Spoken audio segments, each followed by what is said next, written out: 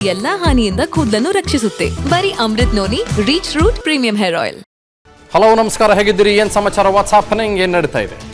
ಮಾನ್ಯ ಶ್ರೀಯುತ ಮಾಜಿ ಸಚಿವರು ಹಾಗೂ ಪ್ರಸ್ತುತ ಹೊಳೆ ನರಸೀಪುರದ ಶಾಸಕರು ಎಚ್ ಡಿ ರೇವಣ್ಣನವರಿಗೆ ಮಂಡೇ ಬಿಸಿ ಶುರುವಾಗಿದೆ. ಅಂದರೆ ಸೋಮವಾರದ ಬಿಸಿ ಶುರುವಾಗಿದೆ. ಅವರ ಮೇಲೆ 2 ಪ್ರಕರಣಗಳಿದ್ದಿತ್ತು. ಒಂದು ಪ್ರಕರಣದಲ್ಲಿ 364A 364A, ಅದರ ಜೊತೆಗೆ ಬೇರೆ ಬೇರೆ ಸೆಕ್ಷನ್ಸ್ಗಳು 506, 120B ಕ್ರಿಮಿನಲ್ ಕಾನ್ಸ್ಪಿರಸಿ, 34 ಒಂದು ಕಾಮನ್ ಇಂಟೆನ್ಷನ್, ಒಂದು ಕೃತ್ಯವನ್ನು ನಡೆಸೋದಕ್ಕೆ ಅಂತ. ಆ ಪ್ರಕರಣದಲ್ಲಿ 4 ದಿನಗಳ ಕಾಲ ಅವರು SIT ವಶದಲ್ಲಿದ್ದರು, 6 ದಿನಗಳ ಕಾಲ ಜುಡಿಷಿಯಲ್ ಕಸ್ಟಡಿ ವಶದಲ್ಲಿದ್ದರು. ಅದಾದ ಮೇಲೆ ಅವರಿಗೆ ಬೇಲ್ ಸಿಕ್ತು. ಅವರ ಮೇಲೆ ದಾಖಲಾಗಿದ್ದಂಥ 2ನೇ ಪ್ರಕರಣ,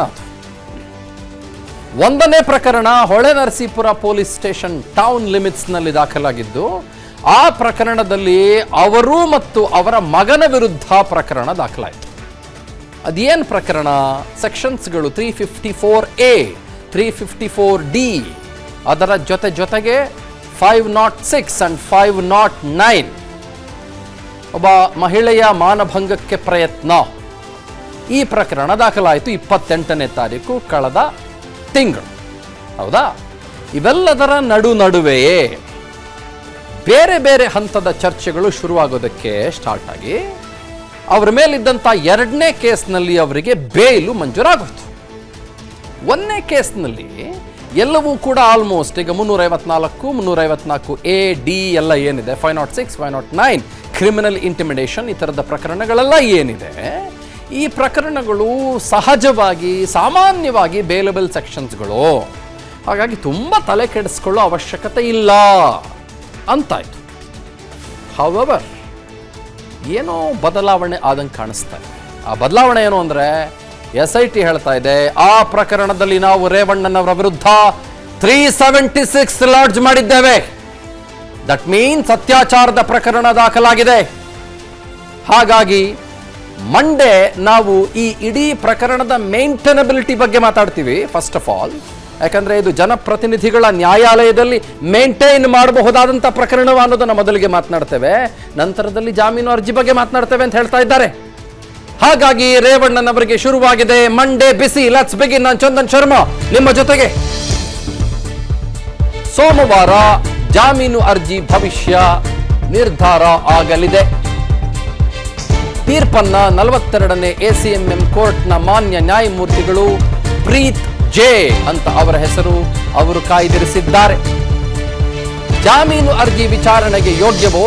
will this come under maintainability or not, or does not? ಅದರ ಬಗ್ಗೆ ಮೊದಲಿಗೆ ಆ ಸ್ವೀಕಾರಾರ್ಹತೆ ಅದರ ಬಗ್ಗೆ ಮೊಟ್ಟ ಮೊದಲಿಗೆ ನಿಲುವಾಗುತ್ತೆ. ಬಹಳ ಇಂಪಾರ್ಟೆಂಟ್, ಬಹಳ ಇಂಟ್ರೆಸ್ಟಿಂಗ್. ಅದಾದ ನಂತರದಲ್ಲಿ ಏನಾಗಬಹುದು ಅನ್ನೋದು ಮೋಸ್ಟ್ ಇಂಪಾರ್ಟೆಂಟ್ ಆಸ್ಪೆಕ್ಟ್. ಹಾಗಾಗಿ ಲೆಟ್ಸ್ ವೇಟ್ ಅಂಡ್ ವಾಚ್. ನನ್ನ ಜೀವನದಲ್ಲಿ ನಾನು ಮಾತ್ರವಲ್ಲ, ನನ್ನ ಕೂದಲು ಕೂಡ ಆಗಿರ್ಬೇಕು ಸ್ಟ್ರಾಂಗ್ ಅಂಡ್ ಸ್ಟೈಲಿಶ್. ಬರೀ Amrit noni reach root premium hair oil ನೊಂದಿಗೆ. Reach root premium hair oil.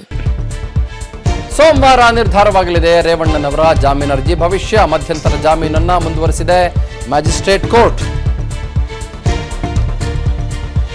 ನಿನ್ನೆ ಮಧ್ಯಂತರ ಜಾಮೀನನ್ನ ಮಂಜೂರು ಮಾಡಿತ್ತು. ಇವತ್ತು ಮಧ್ಯಾಹ್ನ 3 ಗಂಟೆವರೆಗೂ ಮಾತ್ರ ನಿಮಗೆ ಇಂಟ್ರಿಮ್ ಬೇಲ್ ಸರ್ ಅಂತ ಹೇಳ್ತು. ಆದರೆ ಈಗ ಜಾಮೀನು ಅರ್ಜಿಯನ್ನ ಕಾಯ್ದಿರಿಸಿರುವ ಹಿನ್ನೆಲೆಯಲ್ಲಿ ಹೊಳೆ ನರಸೀಪುರ ಟೌನ್ ಠಾಣಾ ವ್ಯಾಪ್ತಿಯಲ್ಲಿ ದಾಖಲಾಗಿರುವ ಪ್ರಕರಣದಲ್ಲಿ ರೇವಣ್ಣನವರಿಗೆ ಸಂಕಷ್ಟದ ಸರಮಾಲೆ ಶುರುವಾದಂಗೆ ಕಾಣಿಸ್ತಾ ಇದೆ. ಬಿಕಾಸ್ 376 ಅತ್ಯಾಚಾರದ ಪ್ರಕರಣ has been added. Come to the camera please.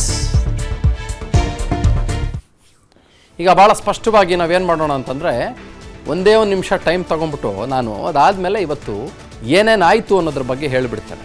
It will be very interesting. ನೋಡಿ, ನಾನು ಈಗಾಗಲೇ ಮೊದಲಿಗೆ ಮಾತನಾಡಿದೆ, ಅವರು ಫಸ್ಟ್ ಕೇಸ್ ಅಂತ ದಾಖಲಾಗಿದ್ದೆ ಆ್ಯಕ್ಚುಲಿ ಹೊಳೆ ನರಸೀಪುರದ್ದು, ಇವಾಗ ನಾವು ಮಾತಾಡ್ತಾ ಇರುವಂಥ ಪ್ರಕರಣ.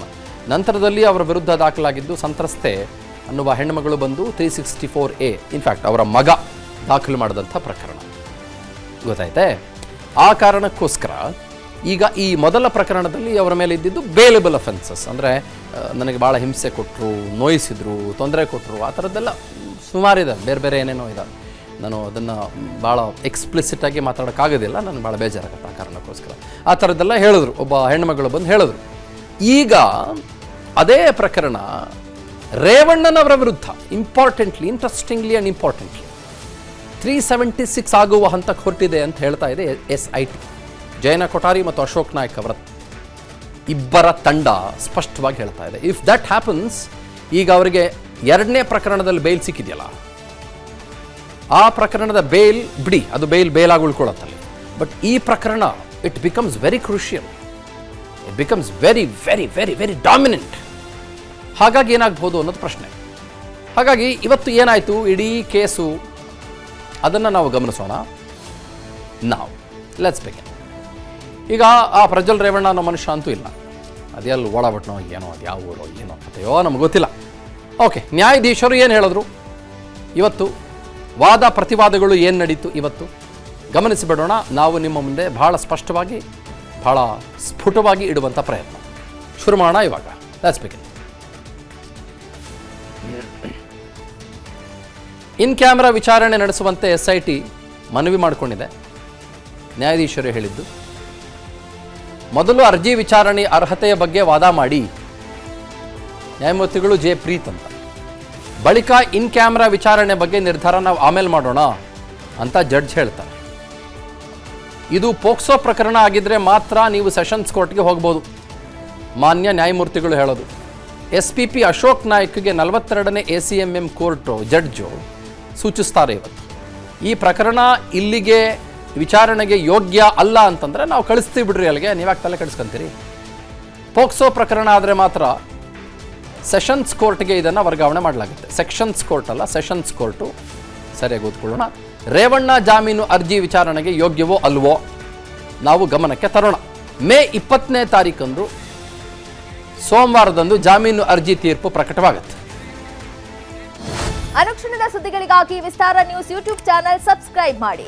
ಹೊಸ ಸುದ್ದಿಗಳ ನೋಟಿಫಿಕೇಶನ್ಗಾಗಿ ಬೆಲ್ ಐಕಾನ್ ಕ್ಲಿಕ್ ಮಾಡಿ. ಲೇಟೆಸ್ಟ್ ಅಪ್ಡೇಟ್ಸ್ಗಾಗಿ www.vistaranews.com ವೆಬ್ಸೈಟ್ಗೆ ವಿಸಿಟ್ ಮಾಡಿ. ಅಂಗೈಯಲ್ಲೇ ಜಗತ್ತಿನ ಸುದ್ದಿ ತಿಳಿಯಲು ವಿಸ್ತಾರ ನ್ಯೂಸ್ ಕನ್ನಡ ಆಪ್ ಡೌನ್ಲೋಡ್ ಮಾಡಿ.